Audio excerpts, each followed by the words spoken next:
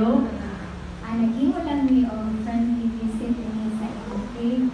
Ako tuon si Hanley na akong kauban si Ate Michelle. Pwede ka naman maila-ila.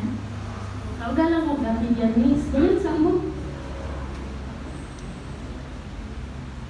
Salamat kaayo sa pagpadayon niyo sa amon, okay? Kumusta naman ka?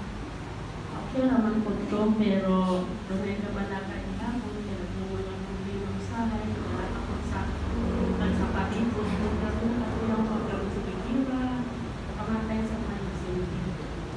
Dito, tinuod yun na yung mga obserbasyon niya. Ibati umi ano ang kabalaka. Tunong kaayo ang imong hislutan di ani nga pangutana. Tuyo na mo nga maibaluan na imong opinyon bahin ani. Matapos pagkakahaang pagkantos para ni Mati. Kung imposible man na lang kung kay magkagrabe yun ang mga pag-antos karon, oo pa kung mas magrabe pang atong kahintang. Salamat kayo sa Janice. Inoon mahilahi man daw yun, pero kasagaran mo pinagtubag na pili na matapos ang pagkantos. Pero unsa kaha ang hislutan sa Diyos bahinana? Muna siya saan na makapawitan nato. Mabasa na sa Pinadaya 21:4. Mamaliyog lang ka ni Ate Michelle sa pagbasa. Sundan na nato ni. Pinadaya 21:4. Ingon diri, ug iyang kahiran ang matagluha sa ilang mata ug ang kamatayon mawala na. Ug wala na unyay pagpamutan, pagtsabaw o kasakit. Ang unang mga butang nangagi na. Salamat kayo sa maayong pagkabasa.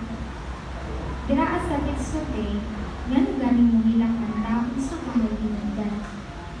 Tungkol sa kasakit, ganang mamatyan tao dinahan. Sakto kate.